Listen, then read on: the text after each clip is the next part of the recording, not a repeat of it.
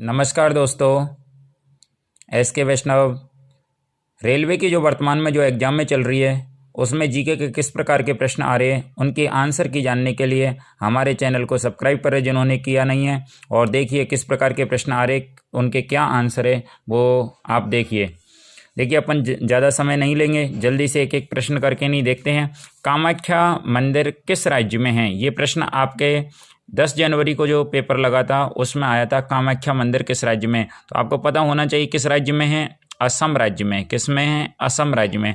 जब हमने गंगापुर सिटी से, मैं यूट्यूब चैनल पर हूँ, ये असम राज्य में मैंने ऑफलाइन क्लास पढ़ाई थी, उसमें भी ये आपको पढ़ाया था, ऑनलाइन वाले क्लास में भी आपको पढ़ाया था।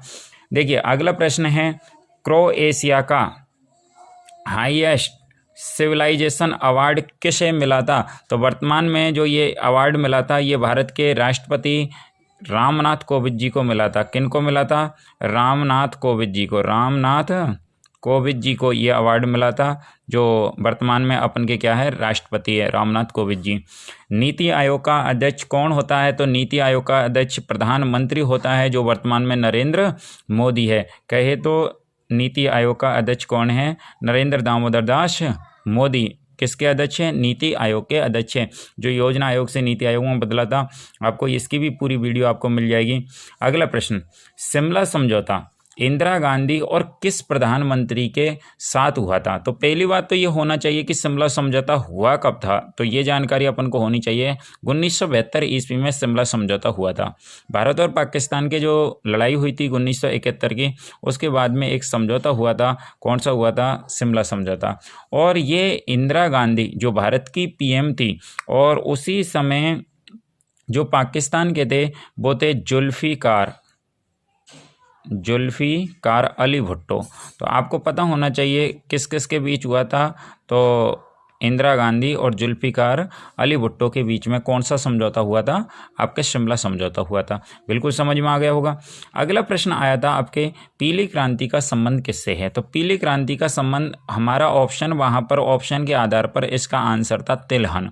लेकिन अगर आपको तिलहन भी नहीं आया तो आप इसका आंसर सरसों भी कर सकते हैं। पीली क्रांति का संबंध किससे?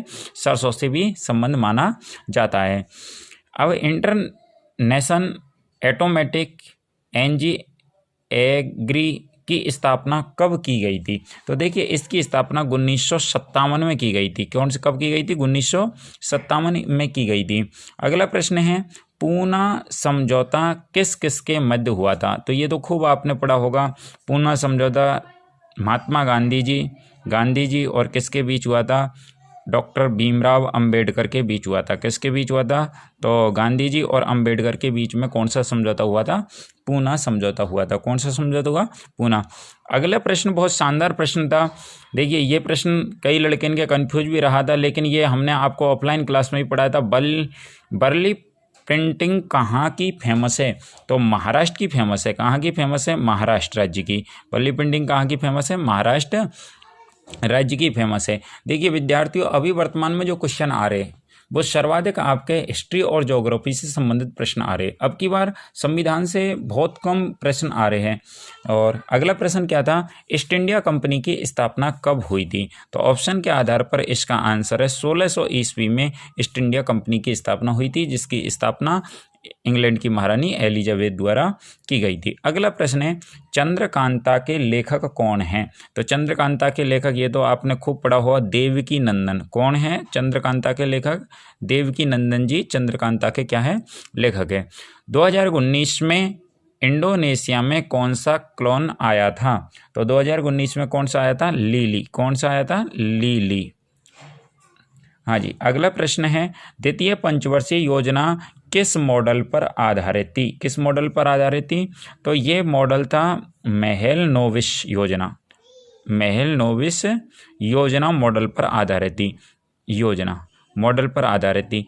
इसका उद्देश्य क्या था कि आर्थिक दृष्टि से देश को विकसित किया जाए, आर्थिक विकास किया जाए देश में। तो कौन से मॉडल पर आधारित थी? महल नोविस योजना पर आधारित थी। अगला प्रश्न है आपके, स्थायी बंदोबस्त, आपसे प्रश्न आता है स्थायी बंदोबस्त को भारत में लागू किया गया था सबसे पहले बंगाल में, किसके द्वारा लागू किया गया था, इस प्रकार का प्रश्न था। तो वारेन हेस्टिंग्स द्वारा लागू किया गया था। किसके द्वारा लागू किया गया था? वारेन हेस्टिंग्स द्वारा। कौन सा बंदोबस्त लागू किया गया? स्थायी बंदोबस्त। ये बंगाल में एक संग्रहण ठेकेदारी थी जिसके कारण किसानों की बहुत बेकार स्थिति हो गई थी। कौन सा बंदोबस्त था? स्थायी बंदोबस्त। जीपीएस फुल फॉर्म क्या है? तो जीपीएस की फुल फॉर्म तो आप सब जानते होंगे, ग्लोबल, कौन होता है? ग्लोबल पोजीशन, कौन सा? Position system. Global position system किसकी है? जीपीएस की फुल फॉर्म है। अगला देखिए, बहुत ही शानदार प्रश्न था जो आपको ज्योग्राफी पढ़ाई होगी मैंने, तो उस समय इस धौलाधर श्रेणी किस हिमालय के बीच है? तो आपको जो विद्यार्थी हमसे जुड़े हुए हैं, ज़्यादातर विद्यार्थी तुरंत जवाब देने की कोशिश करें। तो कौन सा है? मध्य एवं लघु हिमालय। कौन सा हिमालय? मध्य एवं लघु हिमालय। कौन सी? धौलाधर श्रेणी। अगला प्रश्न है, भारत में कानून बनाने का अंतरिम अधिकार किसके पास है? तो प्रेसिडेंट के पास होता है, मतलब किसके पास होता है? राष्ट्रपति के पास होता है। किसके पास होता है? राष्ट्रपति के पास। चलिए अगले प्रश्नों को देखते हैं। गंगा में मिलने वाली सोन नदी का उद्गम कहाँ से होता है? तो आपको पता होना चाहिए, गंगा में मिलने वाली जो सोन नदी है उसका उद्गम अमरकंटक की पहाड़ी से होता है। कहाँ से होता है? अमरकंटक की पहाड़ी। आपको पता होना चाहिए अमरकंटक की पहाड़ी किस राज्य में पड़ती है? तो मध्य प्रदेश राज्य में कौन सी पड़ती है? अमरकंटक की पहाड़ी पड़ती है। लोकसभा में कार्यवाही का पहला काल कौन सा होता है? बहुत शानदार प्रश्न था, संविधान का प्रश्न था ये। तो प्रश्नकाल होता है। कौन सा काल होता है? प्रश्नकाल होता है। चलो आपको ये भी जानना चाहिए प्रश्नकाल कब से कब तक होता है? लगभग 11 से 12 बजे का जो समय होता है वो किसका समय होता है? प्रश्नकाल का समय होता है।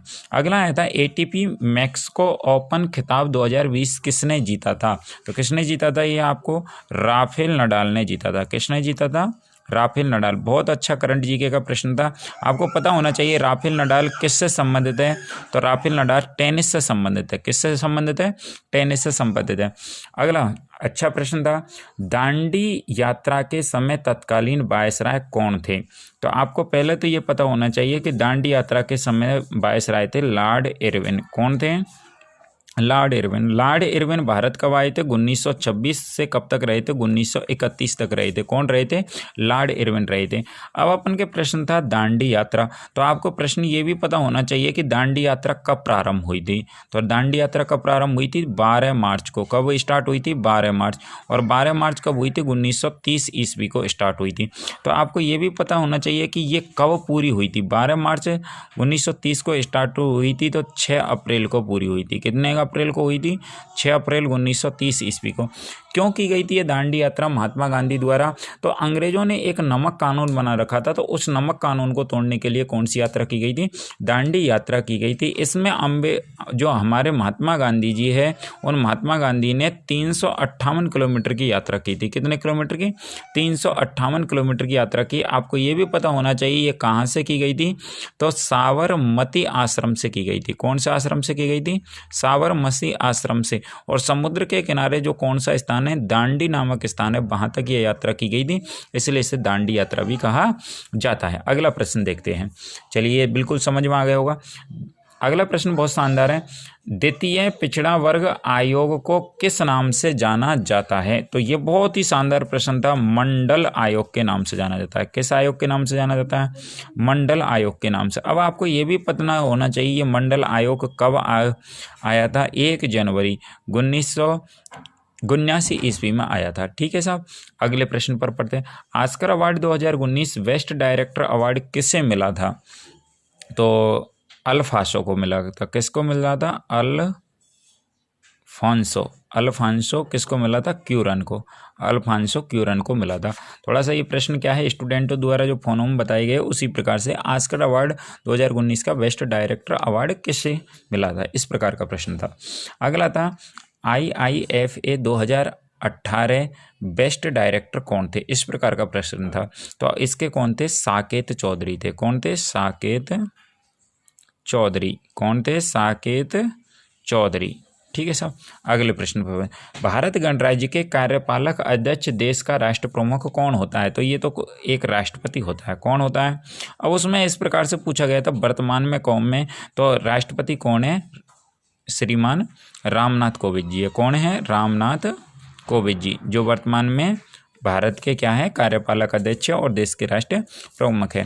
अगला प्रश्न बहुत शानदार था, खूब पढ़ा होगा आपको। एपीजे अब्दुल कलाम, मैंने भी खूब पढ़ाया था कि मिसाइल मैन के नाम से किसे जाना जाता है? तो एपीजे अब्दुल पाकर जैनुलाब्दीन अब्दुल कलाम आज़ाद को किसके नाम से जाना जाता है?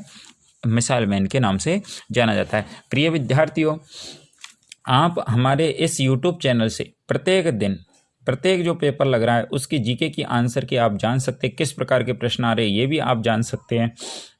वर्तमान में गंगापुर सिटी में हमारे ऑफलाइन भी क्लास चल रही है। आप ऑफलाइन क्लास लेकर के नहीं, आगे भविष्य में ग्रुप डी की जो प्रतियोगी जो परीक्षा होने वाली है उसको भी आप आराम से ऑफलाइन क्लास लेकर के नहीं, 4-5 घंटे हमारी ऑफलाइन क्लास चलती है। आप आकर के नहीं, हमारे जो मोबाइल नंबर है 9269837183 पर भी आप संपर्क कर सकते हैं।